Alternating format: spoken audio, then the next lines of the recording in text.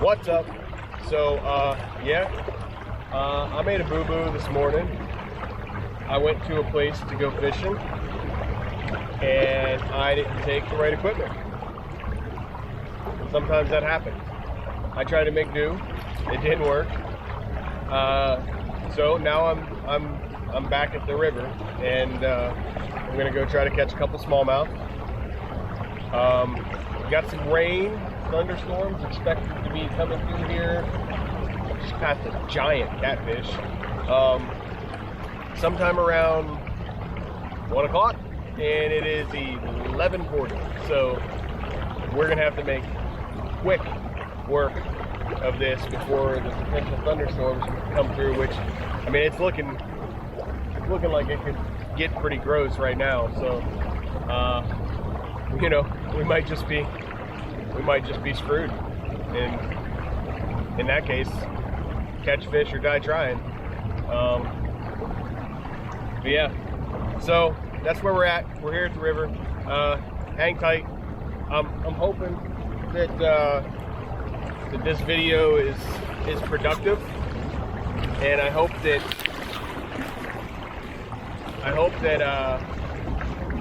we catch a couple fish. But getting a late start. We'll see what happens. We're gonna go make a beeline right for a couple spots, and then yeah, maybe we'll catch a couple good ones.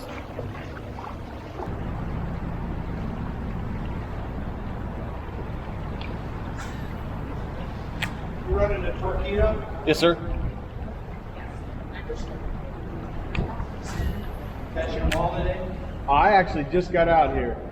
You better start catching them now, right? This is true, yeah. Mollies are all around down here, that's for sure. Yes, sir, they are. They live here in big numbers, and they're big too. Somebody tried to say, oh, look at all this catfish you're catching in here. I'm like, you just don't know how to catch a smallie. Well, I mean, so I'll keep up with you. I don't want you to lose your. No.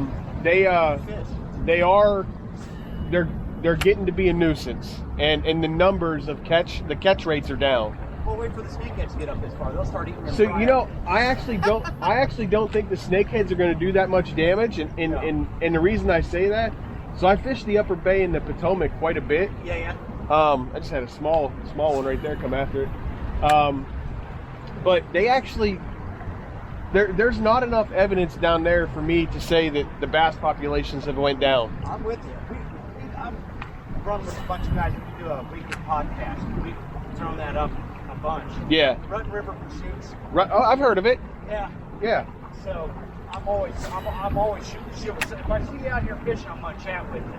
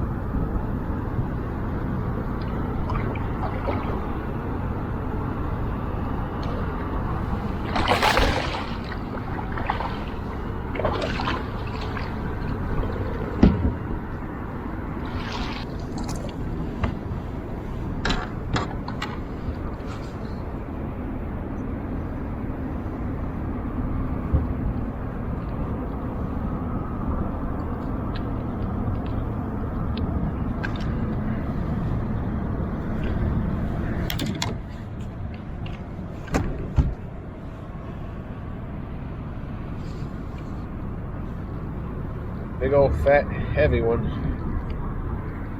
Not long, but heavy. Real pretty colors too. Look at that.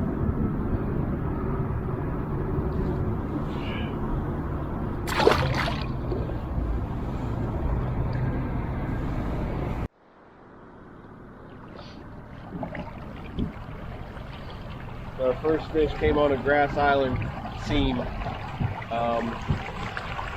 and I didn't get anything on rocks or on other cement structures, so we're gonna play around with some grass islands and see if we can't pick up a couple fish.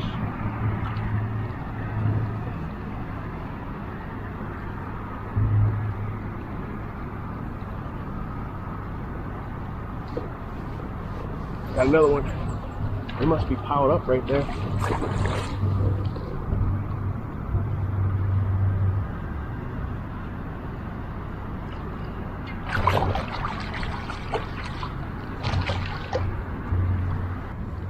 A little bit smaller than that last one, but it's the beginning of a pattern.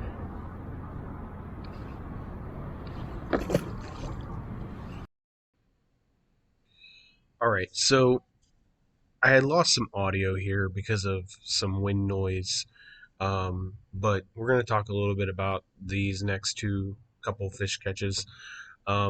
This one right here was a smallmouth bass that was basically caught on the point of a current seam. The river was flowing kind of sideways through some grass islands, and it just looked like a really good spot.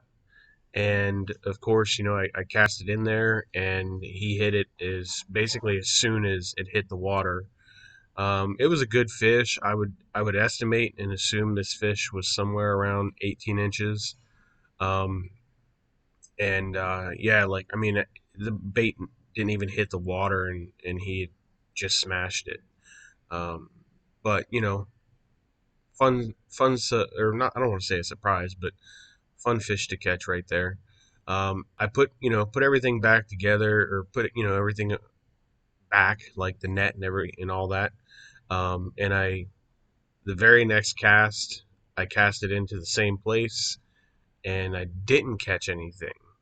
But the cast after that, I was rewarded with a surprise, and you guys will see what that is here in just a second. This fish hit twice. Yeah, that second bite right there was pretty vicious. And then fighting it, and I knew it was big. I didn't know if it was smallmouth or what it was, but I got it close to the boat, and it was digging, and I was like, man, I was like, if this is a smallmouth, it's huge, but it was not. So yeah, he took me where he wanted to go, and I think it was like right, almost ripped the rod out of my hands. Yeah, that's when I finally noticed what it was. Not a big muskie, but I apologize for clearing my throat here. Not a big muskie, but still a very fun fish to catch. And full of life, as you can tell, as you watched it almost try to get away with my net.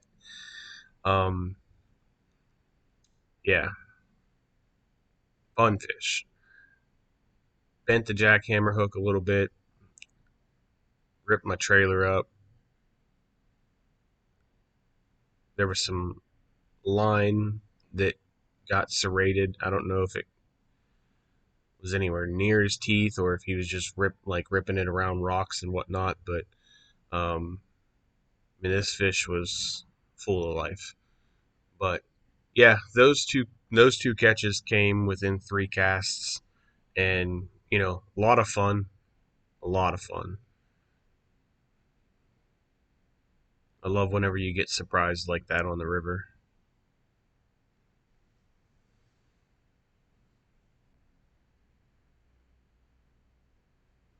Got to be super careful with these fish. If you've never caught a muskie, their teeth are razor, razor sharp. So, but yeah, like I said, not a huge one, but still a good fish. All right, back to sound for you guys here now.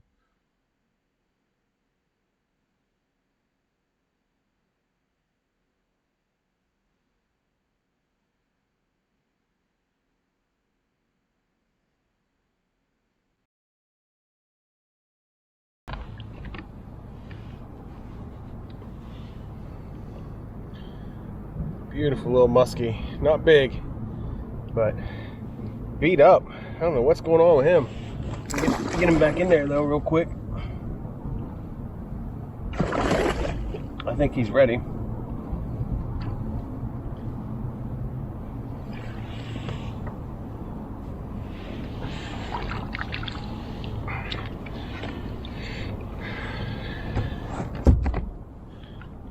That was fun.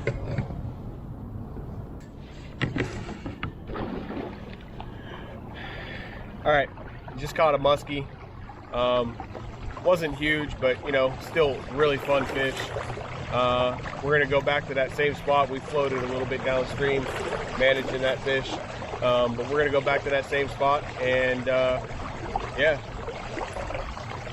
I don't know how much more time we got. The storm's really pressing through, so we got a couple smallmouth and that musky, and I missed a catfish like right after I started, so it was decent catfish too, but we're gonna try to catch a couple more fish before the rain sets in and the lightning starts. So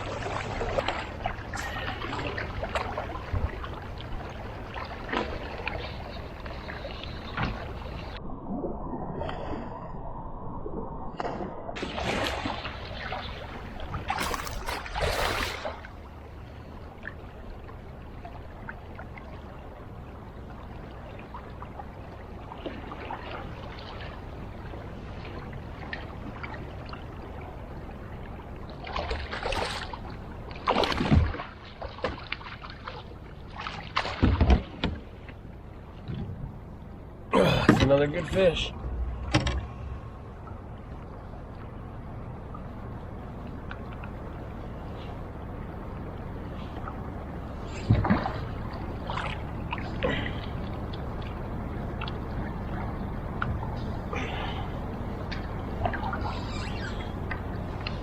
Heavy, fat Susquehanna River smallmouth. All right, going back in there.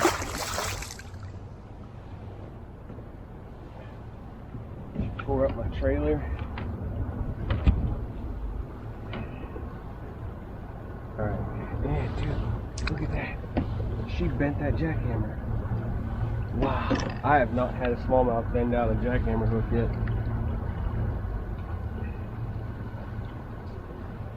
Wow.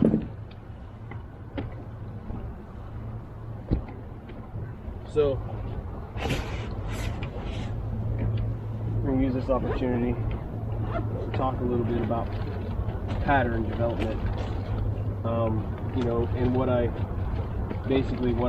started with to what I eventually got to. You know, I thought that they were going to be on a certain piece of structure, and they weren't. And then I had to go searching for them.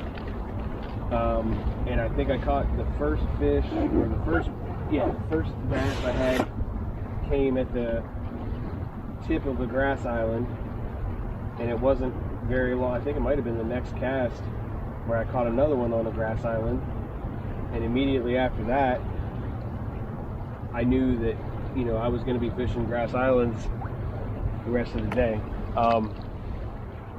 You know, they're not out in the current right now. They're not out in the current, and they're actually kind of tucked in behind stuff. Water temperature 65 degrees. You know, they're feeding up for the fall. It's dropped. I think it was 75 like 2 weeks ago, maybe a week and a half. You know, so they know what's coming, and you know, that's why they're in here. They're in here with the bait fish and the other stuff that's in here taking refuge. I just had one blow up on it right there. I'm gonna have to cast back in there and see if I can catch that. But you know, that pattern development, understanding that those two fish being in the same place wasn't a fluke. You know, it wasn't like, oh, that was a coincidence. No, that's the pattern, and so far it's proven true. You know, this is a good thing for people to come out and practice and learn and go through those progressions, if you will. You know, well, what do I do? What do I normally do to catch fish? Okay, that's not working. You know, what do I do now? You know, you gotta try something different. If you're not catching them, you gotta try something different.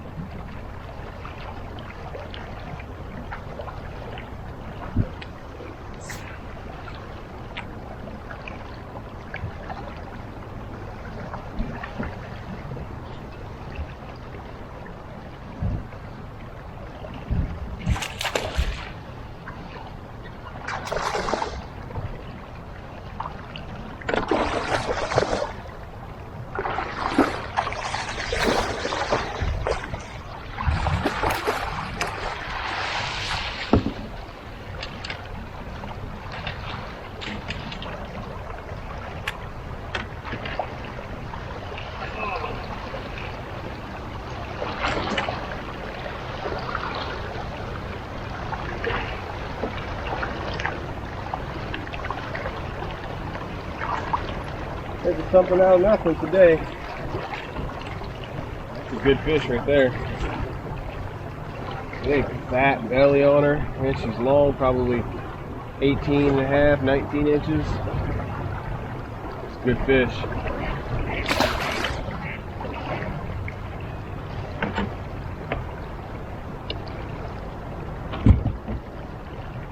Oh yeah, that's the kind you want to catch right there.